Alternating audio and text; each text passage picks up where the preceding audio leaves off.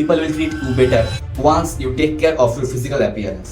যখন তুমি তোমার স্কিন, ক্লথিং আর ফিজিক্যাল অ্যাপিয়ারেন্সের উপর ইম্পর্টেন্স দেবা, তখন লোক তোমাকে অটোমেটিকলি বেটার ট্রিট করবে।